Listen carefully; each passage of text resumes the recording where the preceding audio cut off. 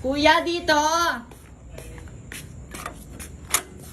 Para kanina po. Ay, book mo yung glamour. Eh, ba't doon nakapark, kuya, yung yung motor mo? Ay, doon po kasi naka yung... Ay, hindi, kuya, pwede yun kung saan nakapin yung bahay. Dapat dito ka dumaretso.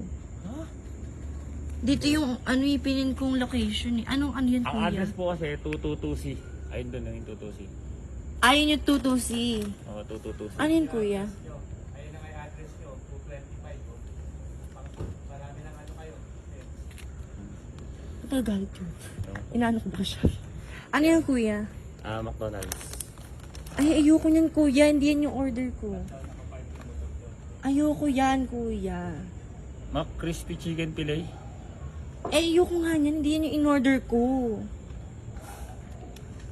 Kuya, ayoko niyan. Sinasayang mo yung oras mo dito, kuya. Kuya, ayoko yan, kuya. Ako na mismo nagsabi sa'yo, sinasayang mo, ayoko yan. Sinasayang mo yung oras mo dito, kuya. Kuya, ayoko yan, kuya. Ako na mismo nagsabi sa'yo, sinasayang mo, ayoko yan. Hindi, kuya. Kuya, para sa'yo talaga yan, mag-dinner ka na. Ganun ba? Sa'yo talaga yan. Oo. Kaya nga nagagalit ako sa'yo. Grabe. Kainin Hindi mo ko yan, alam, kuya. speechless ako eh. Oy, thank you. Thank you, Ano ba to? kuya. Vlog ba to? Shout Opo. out. Shout out. Yan, shoutout kay kuya. Ano pa pangalan nyo? Ron ng Food Panda. Ayan, Marikina. Kuya Ron ng Food Panda. Thank you, Totoo, kuya. akin to. Sa'yo nga yan, Maraming kuya. Ano salamat. ba? Maraming salamat.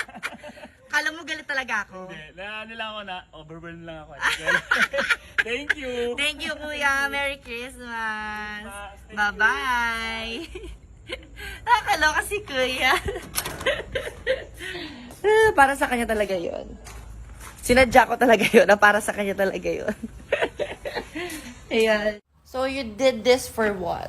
For me to inspire people na pwede sila makatulong. Walang hinihingi amount, walang malaking amount ang nakadeclare kung paano ka makakatulong.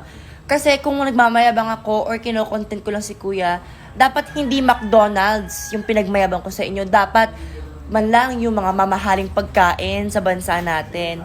Eh, hindi eh.